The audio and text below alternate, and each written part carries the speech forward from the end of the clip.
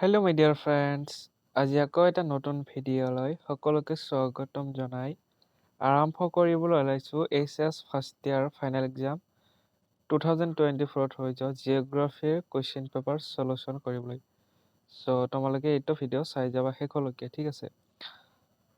এইখন question paper তোমালোকে চাবই পাৰিছা 2024 চনৰ জিঅ'গ্ৰাফীৰ কুৱেশ্যন পেপাৰ HS ফাৰ্ষ্ট ইয়াৰৰ। ইয়াৰ আগতে তোমালোকক জনাই দিওঁ যে তোমালোকৰ যিহেতু MCQ বহুতখিনি আহিব, গতিকে ইয়াৰে যিখিনি কুৱেশ্যন MCQ আছে শৰ্ট কুৱেশ্যন লগতে 2 মাৰ্কছৰ সম্পূৰ্ণ কুৱেশ্যনখিনি মই চলুশ্যন কৰি দিম, ঠিক আছে। গতিকে ভিডিঅ'টো শেষলৈকে চাই যাবা। ইয়াতে চোৱা, তোমালোকে 2024 চনৰ ফুল মাৰ্কছ 70 আৰু পাছ কৰিবলৈ হ'লে 21 মাৰ্কছ তোমালোকে পাব লাগিব। তাৰপিছত সময় দিয়া থাকিব 3 ঘণ্টা। তাৰপিছতে কুৱেশ্যন পেটাৰ্ণ দিয়া থাকিব 1 মাৰ্কৰ 7টা দিয়া থাকিব, তাৰপিছত 2 মাৰ্কৰ 8টা দিয়া থাকিব, এনেদৰে দিয়া থাকিব। তাৰপিছতে এতিয়া আমি কুৱেশ্যন লৈ আগবাঢ়িছোঁ। কুৱেশ্যন নাম্বাৰ 1ত দিয়া আছিলে যে তোমালোকে এতিয়া চোৱা, কুৱেশ্যন নাম্বাৰ 1 লৈ আগবাঢ়া। কুৱেশ্যন নাম্বাৰ 1ত দিয়া আছিলে যে find out the correct answer of the following. মানে 1 মাৰ্কৰ 7টা দিয়া আছিলে, যিখিনি শৰ্ট কুৱেশ্যন বুলি কোৱা হয়। গতিকে এইখিনি MCQৰ কাৰণে খুবেই ইম্পৰ্টেণ্ট হয়। তোমালোকে এইখিনি কুৱেশ্যন পেপাৰ চাই যাব পাৰা। লগতে কুৱেশ্যন নাম্বাৰ 1 লৈ আগবাঢ়িছিলোঁ আমি যে তলত দিয়াবোৰৰ শুদ্ধ উত্তৰটো বাছি উলিওৱা। এ নম্বৰত দিয়া আছিলে যে বায়ুমণ্ডল। কুৱেশ্যন নাম্বাৰ এইটো চোৱা, বায়ুমণ্ডলৰ আটাইতকৈ তলৰ স্তৰটো হ'ল 1 নম্বৰত দিয়া আছিলে স্তৰমণ্ডল, 2 নম্বৰত দিয়া আছিলে মেছমণ্ডল, 3 নম্বৰত দিয়া আছিলে ট্ৰপমণ্ডল আৰু 4 নম্বৰত দিয়া আছিলে আয়নমণ্ডল। ইয়াৰে তোমালোকৰ কাৰেক্ট এনচাৰটো হ'ব অপশ্যন নাম্বাৰ 3, ঠিক আছে। 3টো মানে ট্ৰপমণ্ডল, সেইটো এনচাৰটো হৈ যাব। তাৰপিছতে নেক্সট যিটো কুৱেশ্যন, বি নাম্বাৰ কুৱেশ্যনটো চোৱা যে মহৰ বিচ্ছিন্নতাই পৃথক কৰা পৃথিৱীৰ আভ্যন্তৰৰ স্তৰ দুটা নাম কি কি? 1 নম্বৰত দিয়া আছিলে শিয়াল আৰু সীমা, 2 নম্বৰত অন্তৰ্গৰ্ভ আৰু বহিৰ্গৰ্ভ, মেণ্টল আৰু ভূতত্ত্বক এইটো, তাৰপিছত শিয়াল আৰু ভূতত্ত্বক। ইয়াৰে কাৰেক্ট এনচাৰটো হ'ব মেণ্টেল আৰু ভূতত্ত্বক। অপশ্যন নম্বৰ অৰ্থাৎ কোনটো 3, ঠিক আছে। মেণ্টেল আৰু ভূতত্ত্বকটো কাৰেক্ট এনচাৰ হ'ব। তাৰপিছতে তোমালোকে C নম্বৰটো চোৱা। C নম্বৰটো দিয়া আছিল নিম্নত কোনবিধ ভূমিকম্পৰ ঢৌ তৰংগ আটাইতকৈ ধ্বংসাত্মক বুলি গণ্য কৰা হয়? এ নম্বৰত দিয়া আছিলে P তৰংগ, 2 নম্বৰত S তৰংগ আৰু 3 নম্বৰত দেশ তৰংগ, 4 নম্বৰত পৃষ্ঠ তৰংগ। ইয়াৰে কাৰেক্ট এনচাৰটো হ'ব পৃষ্ঠ তৰংগ, ঠিক আছে। Option number 4। তাৰপিছতে নেক্সট কুৱেশ্যনটো চোৱা, D নম্বৰটো দিয়া আছিলে যে নিম্নত কোনখন ৰাজ্যত লকটক হ্ৰদ অৱস্থিত? এ নম্বৰত দিয়া আছিলে অসম, 2 নম্বৰত মিজোৰাম, 3 নম্বৰত মণিপুৰ, 4 নম্বৰত মেঘালয়। ইয়াৰে তোমালোকৰ কাৰেক্ট এনচাৰ আছে যিটো, সেইটো হ'ব মণিপুৰ, অপশ্যন নম্বৰ 3। তাৰপিছতে চোৱা অপশ্যন নম্বৰ ই, তোমালোকে চোৱা তলৰ কোনখন নদী বিহাৰৰ ৰোগ বুলি জনাজাত? এইটো ইম্পৰ্টেণ্ট কুৱেশ্যন। চোৱা 1 নম্বৰত দিয়া আছিলে গণ্ডক, 2 নম্বৰত কোহি, 3 নম্বৰত সোণ, 4 নম্বৰত যমুনা। ইয়াৰে কাৰেক্ট এনচাৰটো হ'ব অপশ্যন নম্বৰ 2 কোহি, ঠিক আছে। তাৰপিছতে তোমালোকে নেক্সট কুৱেশ্যনটো চোৱা, F নম্বৰটো যে তলৰ কোনবিধ স্তৰীভূত শিল, ঠিক আছে। 1 নম্বৰত দিয়া আছিলে যে গ্ৰেনাইট, 2 নম্বৰত চূণশিল, 3 নম্বৰত কোৱাৰ্টজাইট, 4 নম্বৰত গ্ৰেবো। ইয়াৰে তোমালোকৰ কাৰেক্ট এনচাৰটো হ'ব অপশ্যন নম্বৰ 2, অৰ্থাৎ চূণশিল হ'ব কাৰেক্ট এনচাৰ, ঠিক আছে। তাৰপিছতে তোমালোকে কুৱেশ্যন নম্বৰ জি লৈ আহা। এইটো দিয়া আছিলে কুৱেশ্যন নম্বৰ যে নদীৰ কোন অংশত খনন কাৰ্য বেছি? নদীৰ কোন অংশত খনন কাৰ্য বেছি হয়? তোমালোকে এইটো 1 নম্বৰত চোৱা উচ্চাংশ, 2 নম্বৰত নিম্নাংশ, 3 নম্বৰত মধ্যাংশ, ওপৰৰ গতিকেইটা। তোমালোকে যদি চোৱা যে এখন নদী, যদি এনেধৰণৰ নদী এখন দিয়া থাকে, নদীখন উচ্চাংশ হ'লেহে, আপাৰ ষ্টেজৰ হ'লে সেই নদীটো ক্ষতি বেছি হয়। কিবা বস্তু যদি আমি এটা বস্তু বেছি ওখ কৰি থৈ দিওঁ, ধৰি লোৱা গিলাচে ধৰি লোৱা, যদি এনেদৰে আমি গিলাচবোৰ থৈ দিওঁ আৰু এটা ষ্টেজত এনেদৰে থৈ দিওঁ আৰু এটা ষ্টেজত এনেদৰে থৈ দিওঁ। চ' কোনটো আগতে পৰিব, বতাহে কোনটো আগতে লৈ যাব এইটো, কাৰণ ইয়াত বেছি বতাহ লাগিব, সেইকাৰণে কিছুমান আমি প্ৰেক্টিকেলি জানিব লাগে। চ' যিটো ওখ থাকিব সেইটোৱে। চ' ইয়াতে এনচাৰটো হ'ব তোমালোকৰ অপশ্যন নাম্বাৰ 1 2, অৰ্থাৎ উচ্চাংক আপাৰ ষ্টেজ। চ' তোমালোকৰ MCQ বা শ্বৰ্ট কুৱেশ্যন ইমানতে সামৰিছোঁ। তাৰপিছতে এতিয়া আমি 2 নম্বৰ কুৱেশ্যনলৈ আগবাঢ়িছোঁ। 2 নম্বৰ দিয়া আছিলে যে give short answer the following N if aged, মানে 2 নম্বৰ কৰি দিয়া আছে, যিকোনো 8টা লিখিব লাগে। 8টাৰ বেছি আছে, সম্পূৰ্ণ চলুচন পাই যাবা। চ' এই নম্বৰত দিয়া আছিলে যে অসমৰ 2খন জৈৱ সংৰক্ষিত অঞ্চলৰ নাম লিখা। এইটো তোমালোকৰ কাৰণে খুবেই ইম্পৰ্টেণ্ট, এইটো ভালদৰে চাই ল'বা। জৈৱ সংৰক্ষিত অঞ্চল বুলি ক'লে তোমালোকে নিশ্চয় গম পোৱা, যেনে মানাহ জৈৱ সংৰক্ষিত অঞ্চল, লগতে ডিব্ৰু-চৈখোৱা জৈৱ সংৰক্ষিত অঞ্চল। এনেবোৰ অঞ্চল কি বুলি কোৱা হয়? জৈৱ সংৰক্ষিত অঞ্চল বুলি কোৱা হয়। তাৰপিছতে তোমালোকে কুৱেশ্যন নম্বৰ আমি বি লৈ আগবাঢ়িছোঁ। কৰিয়লিছ বল কি? কৰিয়লিছ বল কি এইটো তোমালোকে চাই ল'বা, ঠিক আছে। মই স্ক্ৰীনত এনেধৰণে কৰিয়লিছ বল কি এইটো তোমালোকে চাই ল'বা যে কৰিয়লিছ বল হ'ল পৃথিৱীৰ ঘূৰ্ণনৰ বাবে সৃষ্টি হোৱা এটা আপাত বল। ইয়াক ফ্ৰান্সৰ বিজ্ঞানী গাস্পাৰ গুস্তাভ কৰিয়লে নামেৰে নামকৰণ কৰা হৈছে। চ' এইখিনি চাব কোন বিজ্ঞানী কি বুলি কৈছিলে। তাৰপিছতে এই বলৰ প্ৰভাৱত পৃথিৱীৰ বায়ুমণ্ডল আৰু সাগৰীয় হ্ৰদবোৰৰ গতিপথ পৰিৱৰ্তন হয়। তাৰপিছতে তোমালোকে নেক্সট যিটো কুৱেশ্যন দিয়া আছিলে সেইটো চোৱা যে নদীৰ বৃদ্ধ অৱস্থাৰ 2টা বৈশিষ্ট্য লিখা। নৃত্যৰ কি কৈছে, নদী মানে তোমালোকে নিশ্চয় জানা, নদী হয়তো দেখিছা, কিন্তু ইয়াৰ যেতিয়া বৃদ্ধ বা যেতিয়া বয়স বা যেতিয়া পুৰণি হৈ যায় নদী, তাক দেখাত কেনেকুৱা লাগে সেইটো তোমালোকে লিখিবা, ঠিক আছে। প্ৰথমে যিকোনো প্ৰশ্নটো বুজি পোৱাৰ চেষ্টা কৰিব লাগে। প্ৰথমে ইয়াতে চোৱা নদী দিয়া আছে, নদীটো মানে আমি এনেদৰে ধৰিলোঁ, এইটো নদী বুলি ধৰিবা, ইয়াতে পানী আছে। বৃদ্ধ শব্দৰ অৰ্থ হৈছে মানে পুৰণি হৈ যোৱা। মানুহ এজন বৃদ্ধ হ'লে তাক আমি কি বুলি কওঁ? বুঢ়া বুলি কওঁ বা বয়সস্থ মানুহ বুলি কওঁ, ঠিক আছে। চ' তাৰপিছতে আৰু কোৱা হৈছে যে বৃদ্ধ মানে পুৰণি, মানে ধৰিলে এখন তোমালোকৰ ঘৰৰ ওচৰতে হওক বা তোমালোকৰ প্ৰিয় ঠাই য'ত, তাত ধৰি লওক নদী আছে আৰু সেইখন নদী বহুত পুৰণা হয়।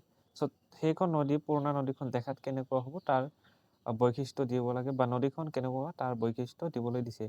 চ' ইয়াতে তোমালোকে লিখিবা এনেদৰে যে বহাদ্বীপ দেখিবলৈ পোৱা যায়। 1 নম্বৰত লিখিবা যে বহাদ্বীপ দেখিবলৈ পোৱা যায়। 2 নম্বৰত লিখিবা ভূমিৰ ঢাল কম, ঠিক আছে। এইখিনি তোমালোকে লিখিবা। তাৰপিছতে নেক্সট কুৱেশ্যন ডি নম্বৰটো চোৱা। ডি নম্বৰটো দিয়া আছিলে যে মৃত্তিকা গঠনকাৰী 2টা কাৰকৰ নাম লিখা। মৃত্তিকা গঠনকাৰী 2টা কাৰকৰ নাম হ'ল জলবায়ু আৰু সময়, ঠিক আছে। এই 2টা লিখিবা যে জলবায়ু আৰু সময়।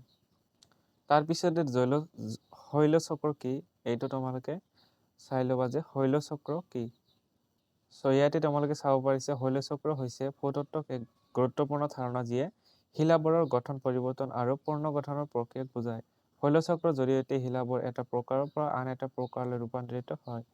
এই চক্ৰটো অৱৰিতভাৱে চলি থাকে আৰু ইয়াক 3টা প্ৰধান প্ৰকাৰৰ শিলাৰ মাজত হোৱা পৰিৱৰ্তনৰ দ্বাৰা বুজাব পাৰি।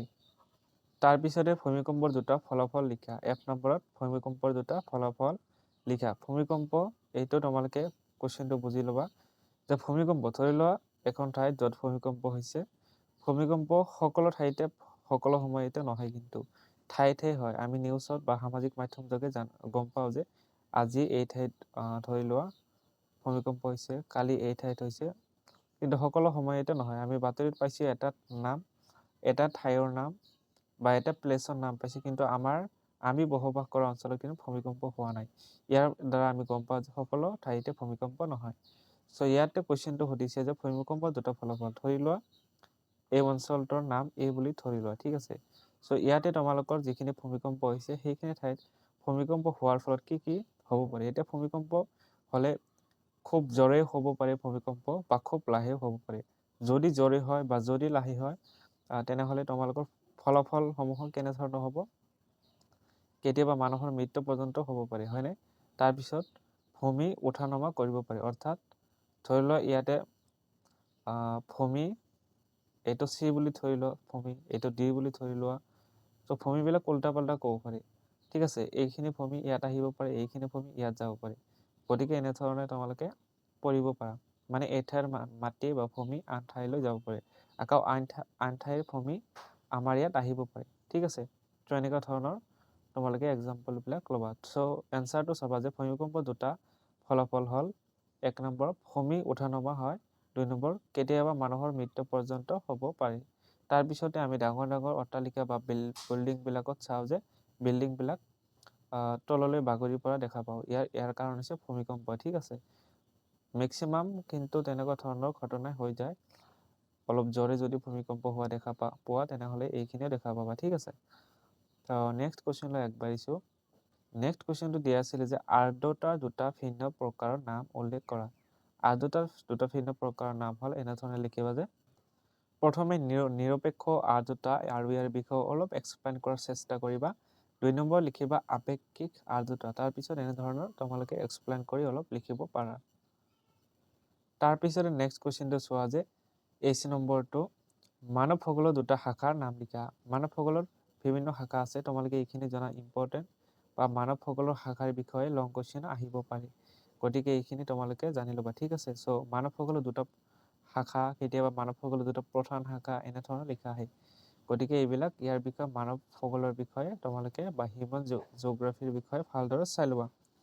চ' মই এনচাৰটো কৈ দিছোঁ যে জনসংখ্যা ভূগোল আৰু অৰ্থনৈতিক ভূগোল, ঠিক আছে। মানৱ ভূগোলৰ দুটা শাখাৰ নাম হ'ল জনসংখ্যা ভূগোল আৰু অৰ্থনৈতিক ভূগোল, ঠিক আছে। নেক্সট কুৱেশ্যনটো চোৱা। নেক্সট কুৱেশ্যনটো দিয়া আছিলে যে পৰিস্থিতি তন্ত্ৰৰ দুটা উপাদান উল্লেখ কৰা। পৰিস্থিতি তন্ত্ৰৰ দুটা উপাদান হ'ল জৈৱিক উপাদান আৰু অজৈৱিক উপাদান, ঠিক আছে। জৈৱিক উপাদান আৰু অজৈৱিক উপাদান। নেক্সট কুৱেশ্যন চোৱা, 2 নম্বৰৰ শেষৰ কুৱেশ্যনটো দিয়া আছিলে যে জোৱাৰ ভাটাৰ দুটা প্ৰকাৰ লিখা। জোৱাৰ ভাটাৰ তোমালোকে প্ৰকাৰৰ বিষয়ে নিশ্চয় জানা। জোৱাৰ বা ভাটাৰ এইবিলাক তোমালোকে জানি ল'বা, ঠিক আছে। এইবিলাক কি বস্তু হয়। চ' এনচাৰটো কৈ দিছোঁ যে জোৱাৰ ভাটাৰ দুটা প্ৰকাৰ হ'ল বাহন্তী জোৱাৰ আৰু নাটনি জোৱাৰ। নাটনি আৰু বাহন্তী জোৱাৰ, ঠিক আছে। তো নেক্সট কুৱেশ্যন, এইবিলাক যিবিলাক কুৱেশ্যন দিয়া আছে ভিডিঅ'টো লং হোৱাৰ বাবে মই দিয়া নাই, তোমালোকে কুৱেশ্যন পেপাৰখিনি চাই যাব পাৰা। এছ এ মডেল কুৱেশ্যন পেপাৰ, ঠিক আছে। চ' 3 নম্বৰ দিয়া থাকিব তোমালোকৰ right short notes on the following, মানে চমুটকা লিখিব লাগে। যিকোনো 3টা 5 নম্বৰ কৰি যিকোনো 5টা লিখিব লাগে, 3 নম্বৰ কৰি দিয়া আছে। এটা 3 নম্বৰ যিকোনো 5টা লিখিব লাগিব। ইয়াতে অপশ্যনত 5টাতকৈ বেছি দিয়া আছে। প্ৰথমে দিয়া আছিলে উষ্ণতাৰ বিলোমন, স্থূল বতাহ আৰু জলবতাহ, যিটো তোমালোকে বৰ্তমান ঘৰৰ পৰা বা স্থূল অৰ্থাৎ ভূমিৰ পৰা বা মানুহে যিটো স্থূল বতাহ লাভ কৰে ভূমিৰ ওপৰত থকা অৱস্থাত, যেনে তুমি এতিয়া ঘৰত বহি আছা, নিশ্চয় স্থূল বতাহ সেইটো পোৱা হ'ব। আকৌ জলবতাহ মানে হৈছে সাগৰৰ যিটো ওপৰত বা সাগৰেৰে যিটো বতাহ চলাচল কৰে, তাক আমি জলবতাহ বুলি কওঁ। এইবিলাক তোমালোকে জানি ল'বা। তাৰপিছতে ভৌতিক বিচনী ভ্ৰমণৰ প্ৰক্ৰিয়াসমূহ, তাৰপিছতে দিয়া আছিল শিলা আৰু মণিক। শিলা আৰু মণিকো ভেৰি ইম্পৰ্টেণ্ট হয়, এইটো জানি ল'বা, ঠিক আছে। তাৰপিছত বিগ বেং মতবাদ, জৈৱ বৈচিত্ৰ্য, বায়'ডাইভাৰ্চিটিও ইম্পৰ্টেণ্ট হয়। সাগৰৰ তলিৰ ভাগবোৰ 4 নম্বৰত দিয়া আছিলে তলত দিয়াবোৰৰ চমুকৈ পাৰ্থক্য লিখা, যিকোনো 3টা। চ' পাৰ্থক্য লিখিবলৈ আহিছিলে যিকোনো 3টা 4x3, যিকোনো 3টা 4 মাৰ্ক দিয়া আছিলে। প্ৰথমে আছিলে পৰিচলন বৰষুণ আৰু শৈলক্ষেপ বৰষুণ। তাৰপিছতে দিয়া আছিলে তোমালোকৰ বি নম্বৰটো চাই যাবা, চি নম্বৰটো মৌচুমী জলবায়ু আৰু ভূমধ্যসাগৰীয় জলবায়ু। ডি নম্বৰ দিয়া আছিলে বতৰ আৰু জলবায়ু। বতৰ আৰু জলবায়ু এইটো ইম্পৰ্টেণ্ট হয়, বতৰ আৰু জলবায়ু, ৱেডাৰ এণ্ড ক্লাইমেট। তাৰপিছতে 5 নম্বৰ মানৱ ভূগোলৰ অৰ্থ আৰু পৰিসৰৰ বিষয়ে বৰ্ণনা কৰা। এইটোতো ভেৰি ইম্পৰ্টেণ্ট, HS ছেকেণ্ড ইয়াৰতো লাগিব, তোমালোকে এইটো ভালদৰে চাই ল'ব। মানৱ ভূগোলৰ পৰিসৰ, মানৱ ভূগোলৰ অৰ্থ, এইবিলাক জানিবই লাগিব। তাৰপিছত চোৱা 6 নম্বৰটো সাগৰীয় হ্ৰদ কি। সাগৰীয় হ্ৰদ কি, সাগৰীয় হ্ৰদৰ কাৰণবোৰ বৰ্ণনা কৰা। চ' এইখিনি তোমালোকে জানি ল'বা, ঠিক আছে। চ' অ'ৰ দিয়া আছিলে প্ৰৱাহমান জলে সৃষ্টি কৰা ভূ অৱয়বৰ বৰ্ণনা কৰা। তাৰপিছত 7 নম্বৰ ফলক বিৱৰ্তন তত্ত্বৰ ধাৰণাটো বৰ্ণনা কৰা। ইয়াতে অ'ৰ দিয়া আছিলে, এইখিনি চাই ল'বা। তাৰপিছত গোলকীয় উত্তাপনৰ কাৰণ আৰু ফলাফলৰ বৰ্ণনা কৰা। এইটো ইম্পৰ্টেণ্ট কুৱেশ্যন এটা যিটো ছেকেণ্ড ইয়াৰত তোমালোকে 100% লাগিব, এইবিলাক চাই ল'বা, ঠিক আছে। তাৰপিছত ভাৰতবৰ্ষৰ এখন মানচিত্ৰ অংকন কৰি তলত যিকোনো তিনিটা যথাস্থানত চিহ্নিত কৰা। চ' এইটো মই কৈ দিওঁ তোমালোকক যে মেপ যিটো আঁকিবলৈ আহে সেইটো 100% আহে। সেইটো মই 100% তোমালোকক চিয়ৰলি ক'ব পাৰোঁ যে HS ছেকেণ্ড ইয়াৰত এইটো 100% ফাইনেল এক্সামত আহিব। গতিকে এইটো তোমালোকে ভালদৰে চাই ল'বা, লগতে মেপখন অঁকাৰ চেষ্টা কৰিবা। প্ৰথমে মেপখন যেনেদৰে তোমালোকে পাৰা তেনেদৰে আঁকি ল'বা, ঠিক আছে। মেপবিলাক আঁকি লোৱাৰ পিছত তোমালোকে কি কৰিব লাগিব, সেইখিনি মেপ যদি ভালদৰে আঁকিব পাৰিছা তোমাক 2 মাৰ্কছ দিব, ঠিক আছে। 2 মাৰ্কছ তোমাক কি কৰিব, মেপত দিব। তাৰপিছত যদি চোৱা কুৱেশ্যনটো যে মানচিত্ৰ অংকন কৰি তলত যিকোনো তিনিটা যথাস্থানত চিহ্নিত কৰা। চ' তিনিটা স্থান দিব লাগিব। চ' তোমালোকে কি কৰিবা, প্ৰথমে ভাৰতৰ মানচিত্ৰখন আঁকি তাৰপিছত তোমালোকে পূব পশ্চিম উত্তৰ দক্ষিণ বা এনেধৰণে তোমালোকে দিবা। যদি অসমীয়াত লিখা অসমীয়াতে লিখিবা, যদি ইংলিছত লিখিছা ইংলিছতে লিখিবা। লিখাৰ পিছত এইবিলাক যিবিলাক দেখা পাইছে শ্বিলং, থৰ মৰুভূমি, ছেকেণ্ড ইয়াৰত বেছিকেলি নদীৰ নামবিলাক আহে, সিন্ধু নদী, সিন্ধু উপত্যকা, এনেকুৱা ধৰণৰ আহে, ঠিক আছে। চ' মানে ছেকেণ্ড ইয়াৰত যিবিলাক অপশ্যন দিয়া থাকিব অলপ কঠিন দিয়া থাকে সেইখিনি চাই ল'বা। ইয়াতে সহজ দিয়া আছে, গতিকে এই ঠাইবিলাক শ্বিলং ক'ত আছে শ্বিলং লিখিবা, শ্বিলংটো ক'ত আছে এনেদৰে এটা ফুট দিবা, নাইবা চিহ্ন দিবা, চিহ্ন দি এনেধৰণে লিখিবা যে এইটো শ্বিলং। এইটো মই অনুমানিক তোমালোকে বুজোৱাৰ ক্ষেত্ৰত দিছোঁ, কিন্তু শ্বিলং ক'ত হ'ব এইটো তোমালোকে ভালদৰে চাই ল'বা। তাৰপিছত থৰ মৰুভূমি ক'ত হ'ব এনেদৰে ফুটৰ নিচিনা দিবা, ইয়াতে লিখি দিবা থৰ মৰুভূমি, ঠিক আছে। এনেদৰে লিখিব লাগিব। এনেদৰে যদি শুদ্ধ হয়, ধৰি লওক শ্বিলং ক'ত আছে, শ্বিলং যদি তুমি জানা তেনেহ'লে তুমি নাম্বাৰ পাবা, ঠিক আছে। চ' এনেদৰে তোমালোকে তিনিটা লিখিব লাগিব, মেপত দিয়া থাকিব 2 মাৰ্কছ, ঠিক আছে। তাৰপিছত যিটো তোমালোকে অপশ্যনৰ পৰা প্লেচবিলাক যেতিয়া তোমালোকে চিহ্নিত কৰিবা তেতিয়া তোমালোকক 3 মাৰ্ক, 3 + 2 = 5 হৈ গ'ল। গতিকে এইখিনিত 5 মাৰ্কছ দিয়া থাকিব, ঠিক আছে। ইয়াতে দিয়া আছিল শ্বিলং, থৰ মৰুভূমি, মুম্বাই, শ্ৰীনগৰটো প্ৰায় আহে ছেকেণ্ড ইয়াৰত আহি থকা, বা মুম্বাই, দিল্লী এইবিলাক আহি থাকে প্ৰায়, ঠিক আছে। তাৰপিছতে তোমালোকে এইখিনি কুৱেশ্যনে আছিলে তোমালোকৰ, যিহেতু কুৱেশ্যন পেপাৰ শেষ। ইমানতে সামৰিছোঁ ভিডিঅ'টো ভাল লাগিলে শ্বেয়াৰ কৰিবা, লাইক কৰিবা, এণ্ড চেনেলটি ছাবস্ক্ৰাইব কৰিবলৈ নাপাহৰিবা।